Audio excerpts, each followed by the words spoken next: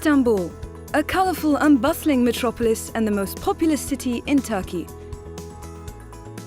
As the country's economic centre, it is host of the international trade event Musiad. Held every 2 years, this event attracts investors and business people from Asia to Europe and from African to Turkic republics, all looking for new trade cooperation and global partnerships. Established by 5 businessmen and industrialists in 1990, Musiad represents 46,000 enterprises with over 11,000 members in Turkey and abroad.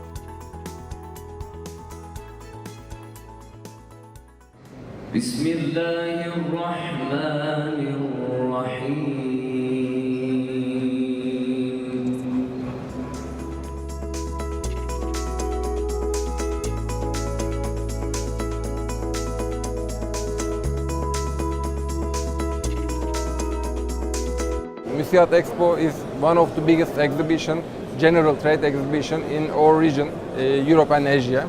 The Musiad members has more than 35,000 companies and they employ more than 2 million employees. We are trying to develop the business of our members, the business of our countries. That is the main fact. But also, as well as these, we are also trying to act as a think tank. What do I mean? I mean, we are just having our reports, regular reports about social system of the country, cultural system of the country, of course mainly for the economy of the country. This year we are organizing it with 700 companies, with more than 10,000 foreign visitors from more than 90 countries.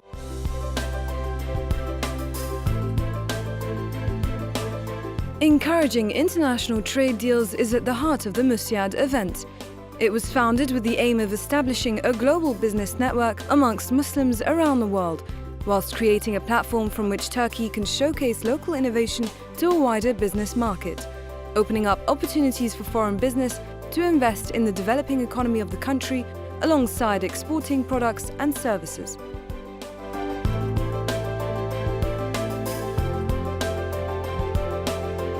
Musiad has 170 branches all around the world. So we are networking and connecting these points to our local friends to share their experience, sell their products to these regions. 25% of the world's living are Muslim, but the Muslim countries are mostly poorer than the other Western countries. So we have to encourage our trade between us.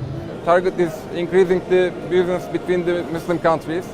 For this aim, we started this exhibition in 1993. The power of the exhibition with Muslim population in the exhibition attracts non-Muslim people also. We are traders, we are industrialists. When it comes to trade, there is no restriction.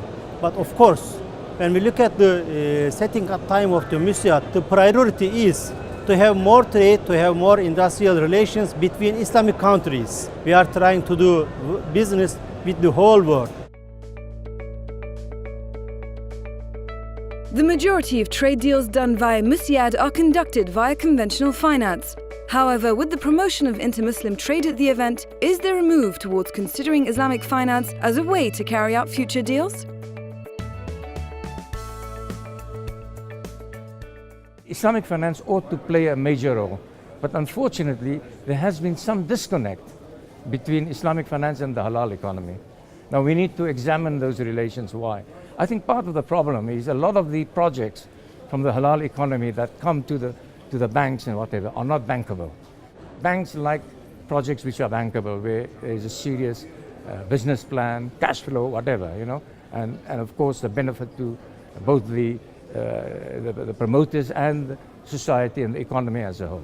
Unfortunately, in this time, AK Party, as a best performance party on the political side, they were afraid that, people will say in Turkey to us that it's an Islamic party, and that's why they try to do something for Islamic finance. And I'll try to do my best to say that, hey, look, London is not an Islamic country, but they have a big professionality, a big performance for the Islamic finance.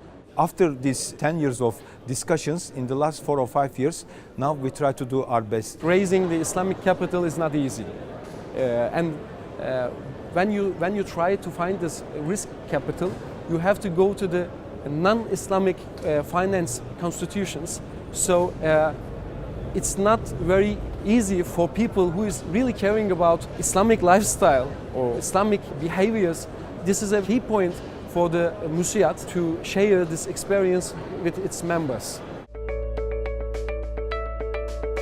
Islamic finance is a growing niche, so is not widespread in use, but is a growing contemplation for companies wanting to conduct business in a Sharia-compliant and ethical manner.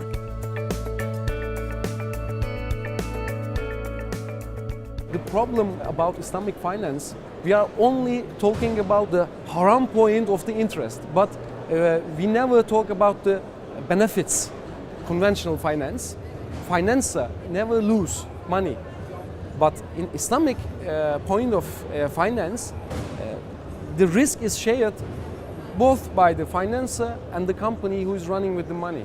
This is an absolute equality. In Turkey right now, as a country which has maybe the biggest interest rates in Europe, because it's 16% right now per year. So it was really hard for the companies to grow up. Nearly for these 10 years, with the help of Müsiad's new approach as the Islamic finance or partnership option for the companies, they don't have to pay this 16% of interest rate and share the risk also. So they are not afraid of making new investments, so they are growing up much more quickly.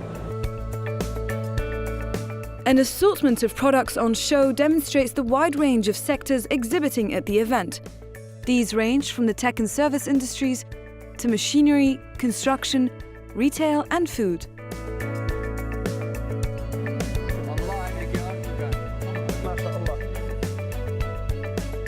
Many thousands of delegates, investors and business people from all around the world attend Musiad, looking to not only promote their products and services from these sectors, but also to secure lucrative business deals.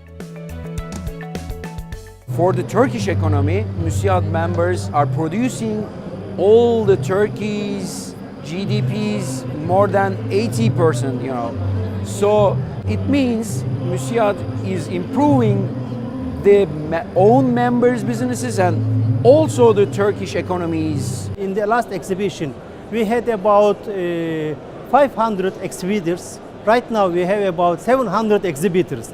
That means about 40% increase has been developed during this time. The event looks to attract visitors from all over the world, but especially from Muslim countries, and creates a platform to encourage and build inter-Muslim trade.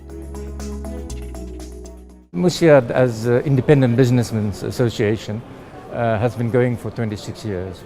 So it's got a vast track record of trying to foster relations between Turkey and the rest of the Muslim world. Before that, Turkey's export volume to Muslim countries are less than 10% approximately 12 years ago.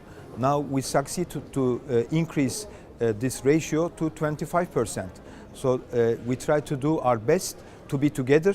When it comes to Islamic countries, really Turkey has good connections with them. So why not only Turkey? Why those countries do not have the business between them? Unfortunately, at the moment, the level of those countries, the trade level of those countries is about 12 to 13%.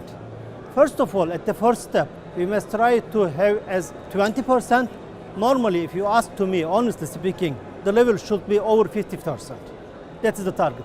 The potential for intra-Islamic trade is huge.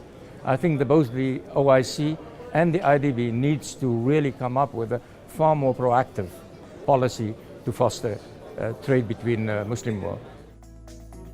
Turkey has been under pressure recently with repeated terror attacks and a failed coup. No doubt these incidents have impacted on the country and its commerce.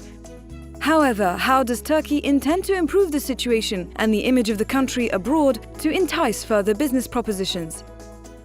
Turkey, I think, is a natural partner for the Muslim world because it's a very populous country.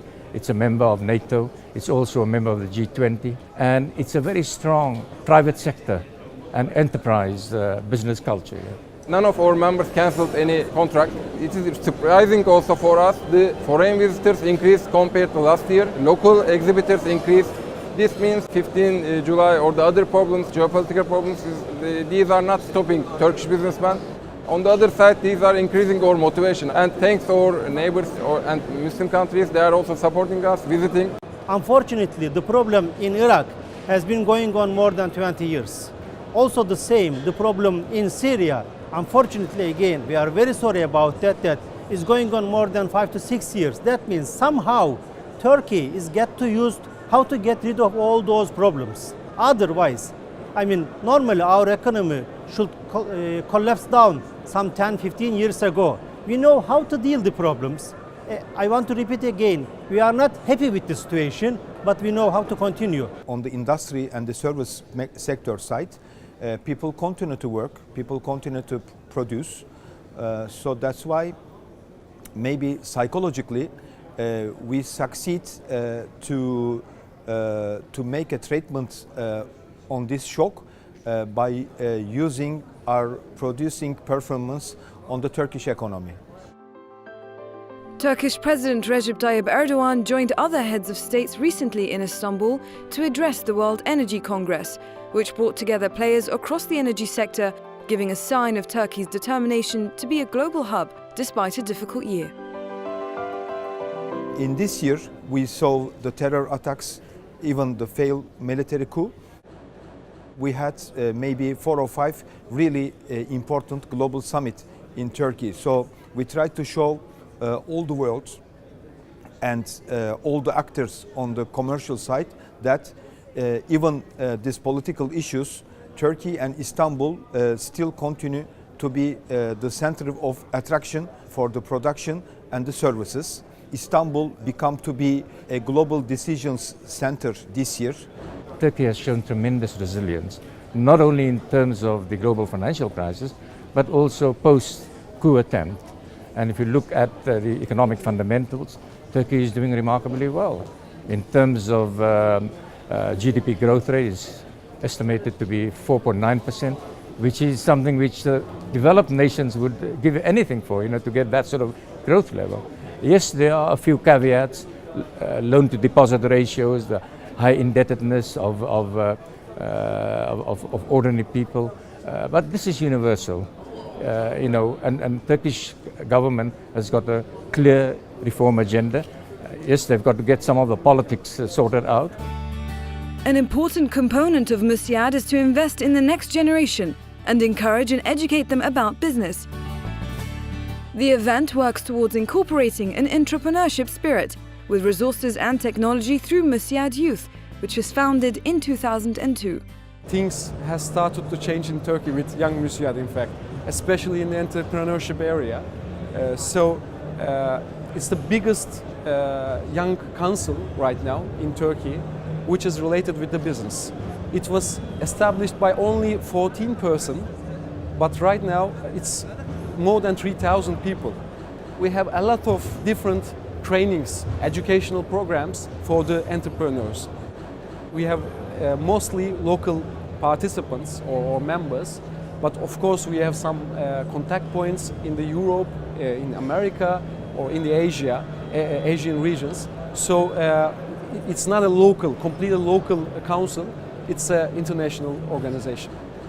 The most problematic thing when you start a business, the most problematic thing is to get the finance, to find finance, especially the Islamic finance. So we have some partnership organizations.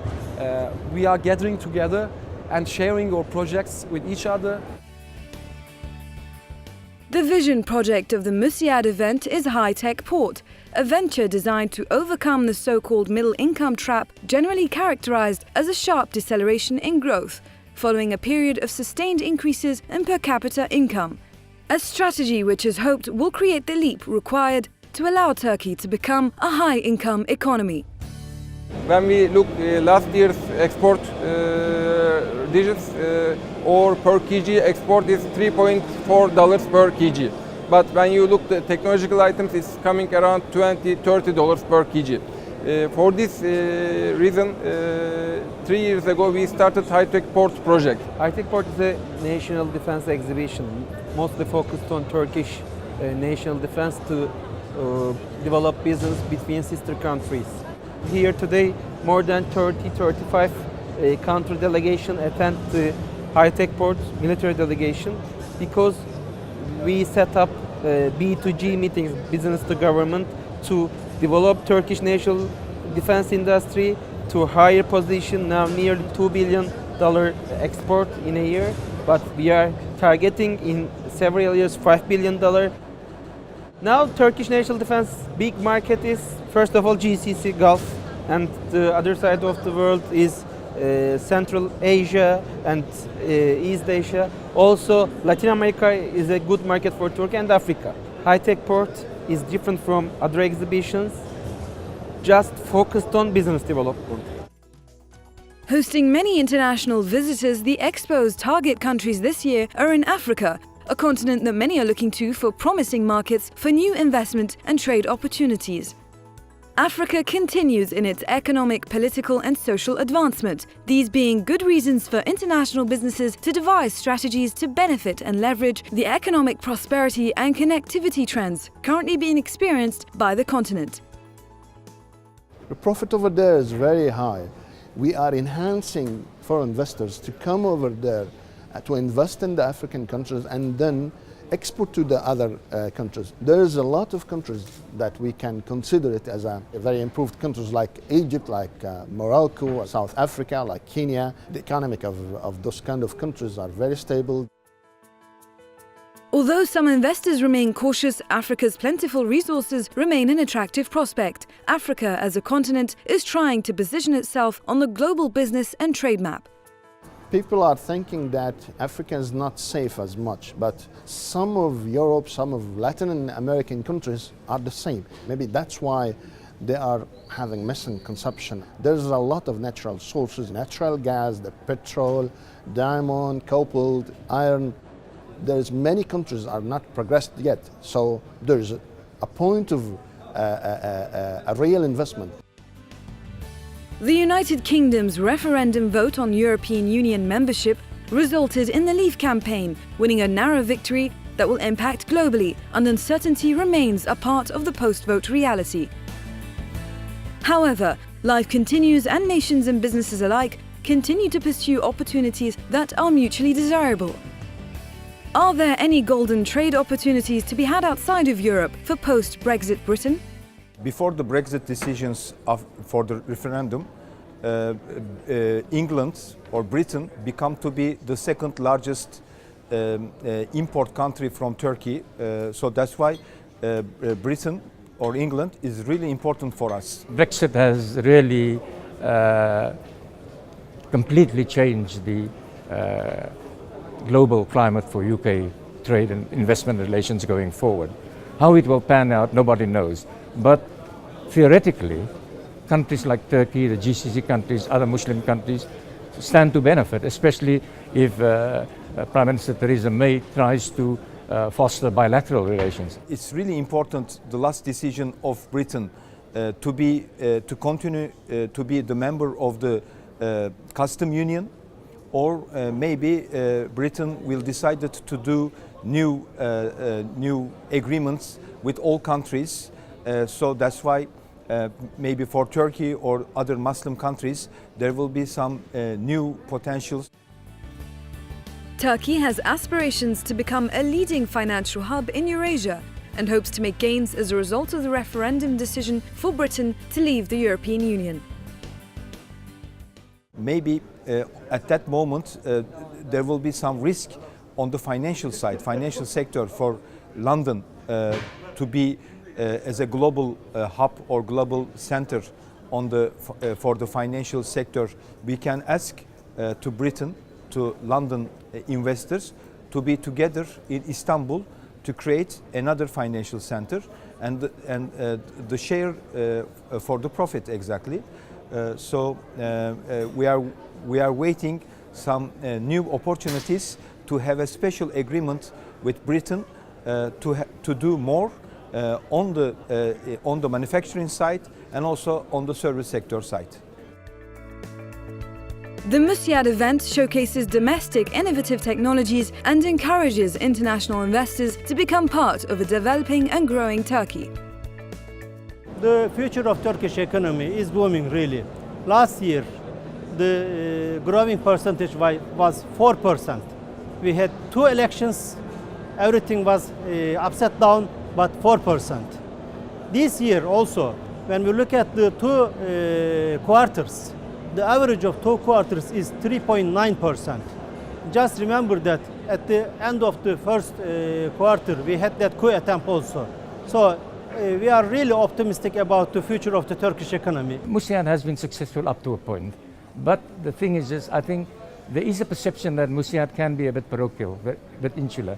They need to involve, because the Muslim world is 57 countries. So there is far greater potential in that respect. What I'm saying is Musiad should not only be a window for Turkey, but also a window into Turkey from other parts of the world. And to facilitate this, they need to spread the message. When it comes to Musiad side, now we are acting in 65 countries, but not enough, because as far as I know, there are 196 countries worldwide. We must act all of them. As the event draws to a close, many a handshake has taken place to secure numerous deals amongst international visitors, building trade bonds between Muslim nations in a bid to improve respective businesses and economies.